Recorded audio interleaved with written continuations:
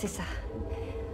Sa trajectoire, c'est 0, 1 et moins 1 sur l'axe X, 2, 5 et moins 7 sur l'axe Y, et 1, moins 1 et 0 sur l'axe Z. Ça veut dire quoi tout ça? Vous êtes nuls en maths. The absence of nature is mathematical. Things are organized following a model. We manage to discover the secret meaning of numbers. We will know the secret meaning of power. De nombreux mathématiciens ont été mis à l'honneur au cinéma. Ramanujan dans L'homme qui défie l'infini, Turing dans Imitation Game, Hippati dans Agora, ou Nash dans Un homme d'exception. Mais il y a mieux que les biopics pour parler de mathématiques. Les huis clos de science-fiction un peu gore, enfin je crois. C'est en tout cas ce que tente une trilogie de films canadiens, la trilogie Cube, composée de Cube réalisé par Vincenzo Natali, sa suite Cube 2 Hypercube de Andrzej Sekula, et le préquel Cube 0 de Ernie Barbarash. Il semble qu'un remake soit en préparation, mais il n'a donné aucun signe de vie depuis 2015. Le synopsis de ces trois films est globalement le même. Des personnes qui ne se connaissent pas se retrouvent piégées dans un labyrinthe constitué uniquement de pièces cubiques et dont certaines recèlent des pièges mortels. Parmi les personnages enfermés se glissent toujours des matheux, sur lesquels il faudra évidemment compter pour comprendre les règles du labyrinthe. Pour cette vidéo, attardons-nous sur le premier volet, Cube 1, premier du nom. Un film à très petit budget, qui a tout de même eu un petit succès critique en décrochant 3 prix au Festival du film fantastique de Gérard May. Le film est sorti en France le 28 avril 1999, c'est-à-dire en même temps que Beowulf avec Christophe Lambert et le derrière de Valérie Lemercier. Que vaut Cube, je ne me prononcerai ni sur l'aspect cinématographique, ni sur sa portée philosophique puisque je n'ai aucune compétence dans ces domaines, mais je peux au moins vous parler de l'aspect mathématique. Les explications que l'on rencontre dans le film sont-elles convaincantes ou bien un simple charabia pseudo-mathématique? Allons-y. Avant toute chose, il faut savoir qu'un mathématicien de Caroline du Nord, David Pravica, a été consultant pour le film. Il a d'ailleurs écrit un article sur le sujet, Cube, The Math Paper, paru en 2003. Est-ce qu'il a bien été écouté? C'est une autre histoire. Attention également, je risque de divulgacher quelques éléments clés de l'intrigue du film, mais seulement ceux liés aux mathématiques. Bref, dans ce premier opus, on fait la connaissance de 6 personnages qui, par un étrange hasard, portent tous des noms de prison.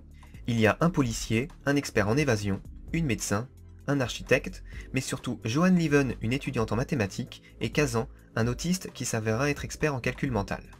Ils sont enfermés dans le cube, un labyrinthe qui est l'assemblage de pièces cubiques, toutes identiques, mesurant chacune dans les 14 pieds de côté. Au centre de chacun des 4 murs du sol et du plafond se trouvent des trappes menant vers des pièces voisines identiques, via des couloirs d'1,5 pied.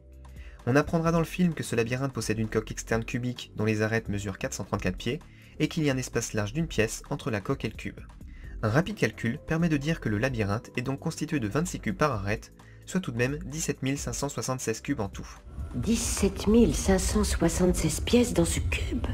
En fait, les pièces ne sont pas tout à fait identiques. Il y a la couleur des murs qui diffère d'une pièce à l'autre, et certaines contiennent des pièges mortels qui se déclenchent dès que l'on y entre. Pas de lien a priori entre les couleurs des murs et la présence des pièges.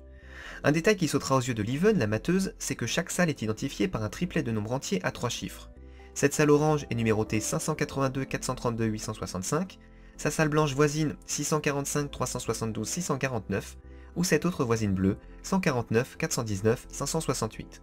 Il se trouve que cette dernière pièce est piégée, ce qui pousse Lieven à conjecturer qu'une salle est piégée si et seulement si au moins l'un des 3 nombres numérotant la salle est un nombre premier. En effet, le nombre 149 est un nombre premier. Rappelons qu'un nombre entier est premier si on ne peut pas l'écrire comme un produit de 2 entiers plus petits, un nombre indécomposable en fait. Par exemple, 649, Ça fait 11 fois 59. ce n'est donc pas un nombre premier, tout comme 645 divisible par 5 ou 372 divisible par 2. La pièce blanche est donc une pièce safe. Vive les nombres premiers! Vive les nombres premiers! Si jamais vous veniez à être enfermé dans le cube, voici la liste des 168 nombres premiers inférieurs à 1000. Sinon, on peut savoir si un nombre inférieur à 1000 est premier en essayant de le diviser par 2, 3, 5, 7, 11, 13, 17, 19, 23, 29 ou 31. Ce ne sont que 11 divisions à faire, on ne sait jamais, ça pourrait vous sauver la vie. Malheureusement pour l'équipe, la conjecture de Lieven trouvera un contre-exemple après quelques heures. Une pièce dont aucun nombre n'est premier, mais qui est pourtant piégée. Le fait que les nombres en question ne soient pas montrés à l'écran ne nous aide pas vraiment à savoir pourquoi. En fait, les pièges ne sont pas identifiables par les nombres premiers, mais non, ils sont identifiables par la puissance d'un nombre premier. Bon, et alors? dit comme ça n'a rien de très clair, et le film ne cherche pas forcément à l'être. Selon Lieven, vérifier ce critère requiert des calculs astronomiques, ce que sait faire Kazan, puisqu'il est capable de dire instantanément combien de facteurs possède un nombre donné. Combien de facteurs y a-t-il? De 567. 2. Avec les exemples énoncés dans le film, on comprend qu'il parle du nombre de facteurs premiers. Par exemple, 567 n'en possède que 2, puisque les seuls nombres premiers qui le divisent sont 3 et 7. Lorsqu'un nombre donné est une puissance de nombre premier, comme 729 qui est une puissance de 3, alors il ne possède qu'un unique facteur premier, ce qui traduira la présence de pièges dans la salle. A noter qu'un nombre premier est un nombre qui ne possède qu'un seul facteur premier, c'est pourquoi la première hypothèse de Leven a été vérifiée aussi longtemps. Quand Leven dit que les calculs pour savoir si une pièce est piégée sont astronomiques, elle exagère un peu. Bien sûr, les calculs ne sont pas immédiats et le temps leur est compté, mais ce ne sont que, au maximum, 11 divisions à faire, ce qu'il est absurde de considérer comme astronomique. On peut d'ailleurs douter des compétences mathématiques de Leven qui sont assez fluctuantes. Elle commence par trouver deux têtes, la décomposition 649 égale 11 fois 59, loin d'être évidente, puis hésite plusieurs secondes à savoir si 645 est premier alors que c'est clairement divisible par 5. 645. Il n'est pas premier. Les compétences de Kazan ne sont pas en reste, puisqu'il se trompe à plusieurs reprises sur le nombre de facteurs des nombres proposés, comme quand il dit que 462 a 3 facteurs, alors qu'il y en a en réalité 4. Il y a quand même le facteur stress qui rentre en compte, je veux bien leur laisser le bénéfice du doute.